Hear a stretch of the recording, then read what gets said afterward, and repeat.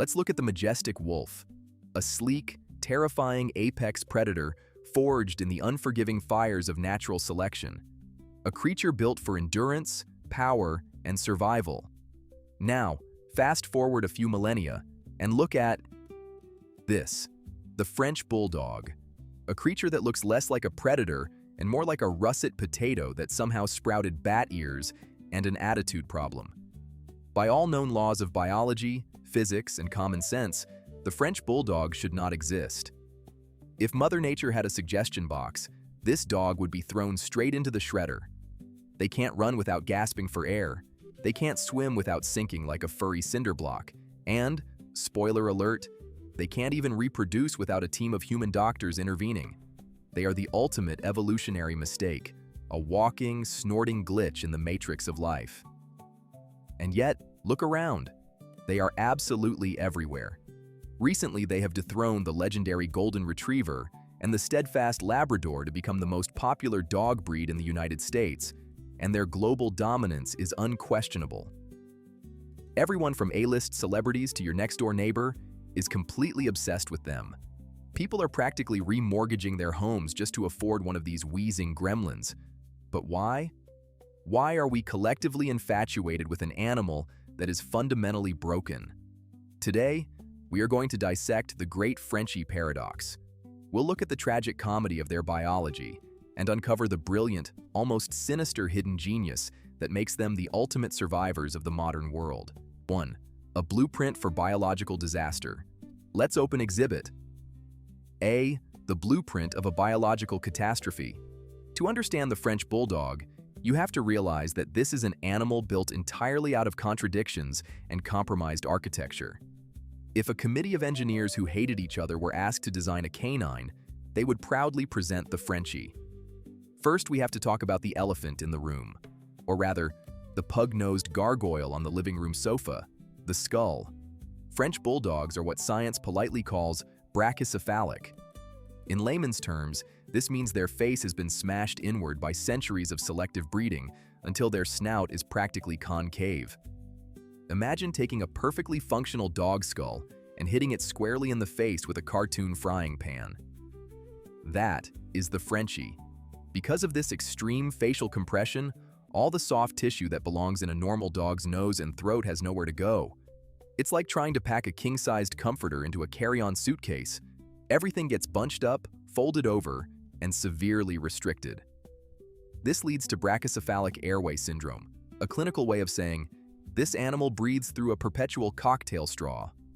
When a Frenchie sleeps, it sounds like a malfunctioning chainsaw trying to cut through a wet mattress.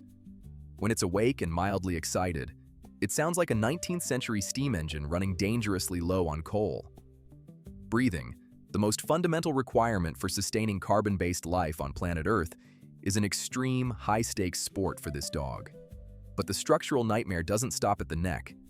Let's move down to the body. The French Bulldog is shaped like a bowling ball, balanced on stubby little toothpicks.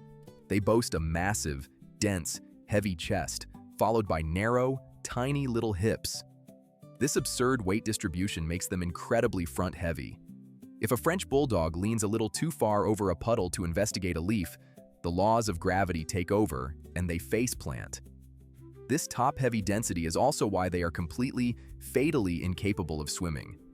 If you throw a normal dog into a lake, it gracefully doggy paddles back to shore. If you put a Frenchie in a lake, it sinks to the bottom with the exact speed and buoyancy of a cast-iron anvil. They are the only dog breed that routinely requires a life jacket just to be within a 10-foot radius of a kiddie pool. Then there's the issue of temperature regulation. Because they can't pant efficiently, thanks to the aforementioned compressed air intake system, they cannot cool their core temperature down. A brisk walk on a mildly warm spring day can send a Frenchie into a critical meltdown. They overheat faster than a cheap laptop trying to render 4K video. Therefore, they demand an environment that is strictly climate-controlled at all times. They have traded the wild, untamed forests of their ancestors for central air conditioning and therapeutic cooling mats. And we haven't even touched upon the ears. Those massive, stiff radar dish ears that stand at attention like they're trying to pick up satellite signals from deep space. While they are undeniably comical, they add to the bizarre, disproportionate silhouette of a creature that looks like it was assembled from the spare parts of a bat, a pig, and a toad. To top it all off, let's discuss the exhaust system. Because they are constantly gulping for air just to survive, they swallow an enormous amount of oxygen, which inevitably has to exit the body somehow. The result? A biological weapon of mass destruction. French Bulldogs are notorious for possessing a level of flatulence that could violate the Geneva Conventions. They are tiny, adorable, highly toxic gas factories. When you look at Exhibit A in its entirety, you are forced to ask, how is this a dog?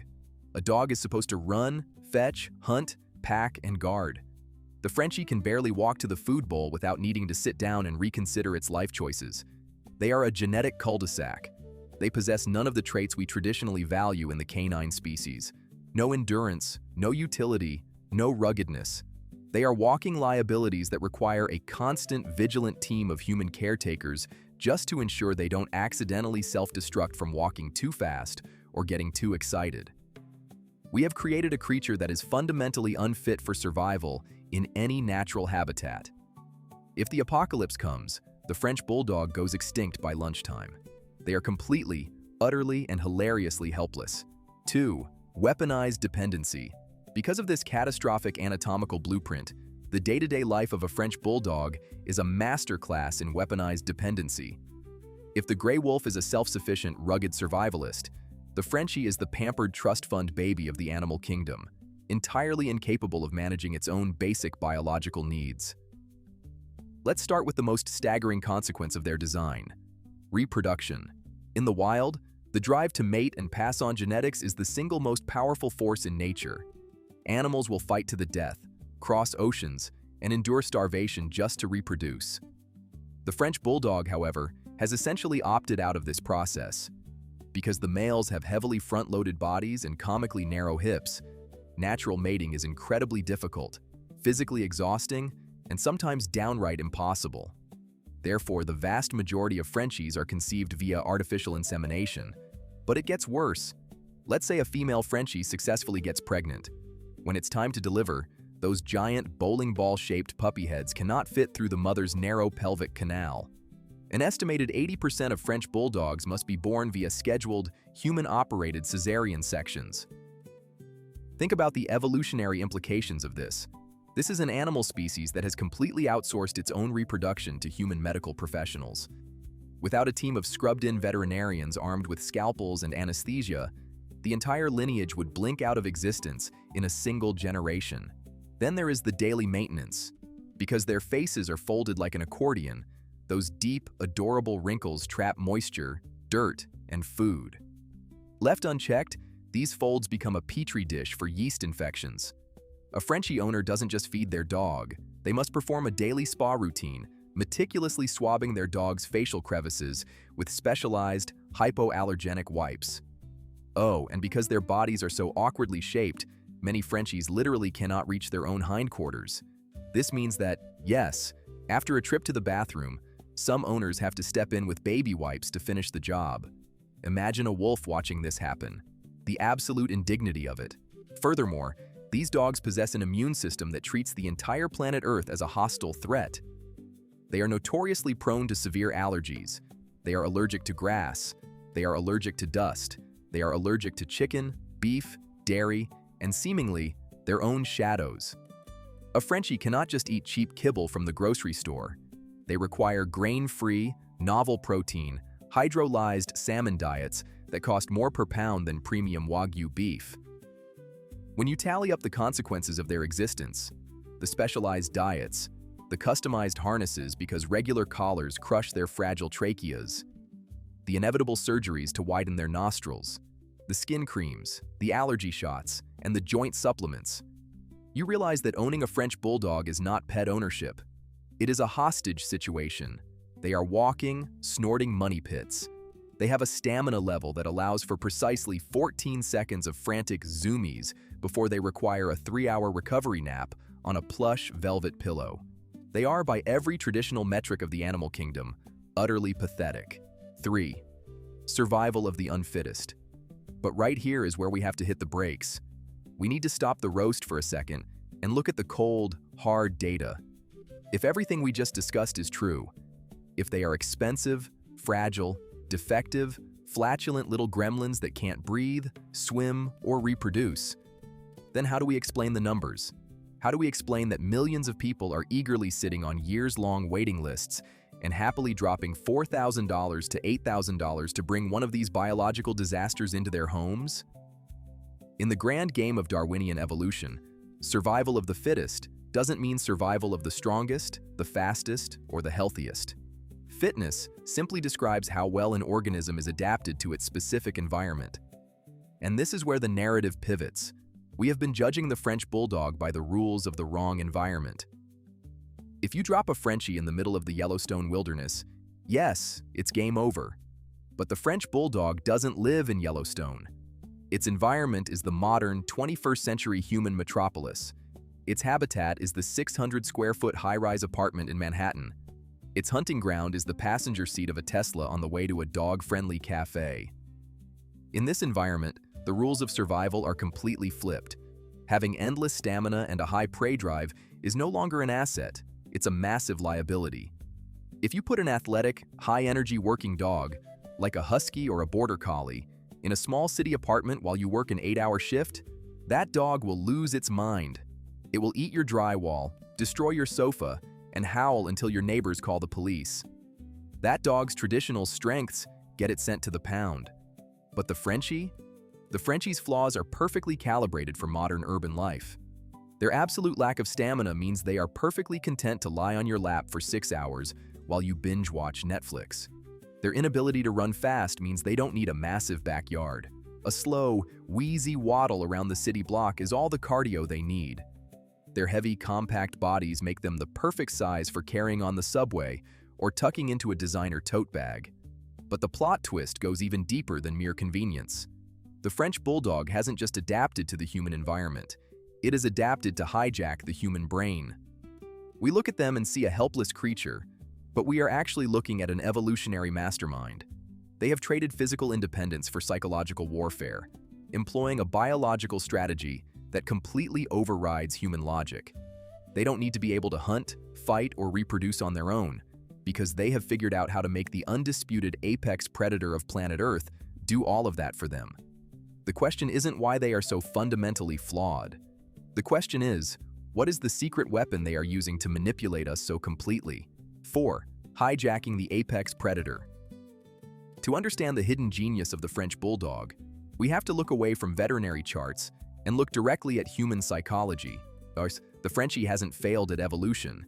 It has simply bypassed the traditional physical requirements of survival by hacking the most powerful supercomputer on the planet, the human brain.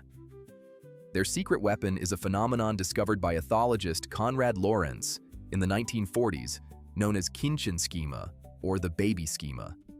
Lorenz identified that humans are hardwired to respond to specific physical traits: disproportionately large heads, massive, forward-facing eyes, flat faces, chubby cheeks, and short, stubby limbs. When a human sees these traits, it triggers an immediate, involuntary release of oxytocin and dopamine in our brains. Our maternal and paternal instincts violently kick in. We are biologically programmed to protect, feed, and nurture anything that looks like a human infant. Now look at the French Bulldog. Look at the massive, squarish head. Look at the huge, round, pleading eyes. Look at the completely flat, pushed-in face and the short, stumpy legs. The French Bulldog is not just a dog, it is a genetically engineered, weaponized infant. It is a biological Trojan horse designed to bypass our logic and strike directly at our caregiving instincts. When a wolf looks at you, you feel respect, maybe a little fear. When a traditional working dog like a German Shepherd looks at you, you feel partnership. But when a Frenchie looks up at you, wheezing slightly, its giant bat ears framing its enormous infantile eyes, you feel an overwhelming, almost aggressive need to swaddle it in a cashmere blanket and hand over your credit card. But the genius doesn't stop at mere appearance. Their very helplessness is the core of their survival strategy. In the wild, an animal that cannot swim, cannot breathe well, and cannot easily reproduce is doomed. But in human society, vulnerability is a currency. Modern humans, particularly those living in dense, isolating urban environments, are experiencing an epidemic of loneliness. We are deeply starved for connection, purpose, and the feeling of being genuinely needed. The French Bulldog exploits this existential void perfectly, because they are so fundamentally broken, because they absolutely cannot survive without us. They make us feel indispensable. Think about it. You don't just own a Frenchie, you sustain it. When you have to wipe their face folds to prevent infection, when you have to carefully measure out their expensive, hypoallergenic food, when you have to lift them onto the sofa because their little bodies can't make the jump, you are fulfilling a deep, primal urge to care for something fragile. Their physical flaws are psychological hooks. They cure our modern desire to be caregivers without the 18-year commitment of raising an actual human child.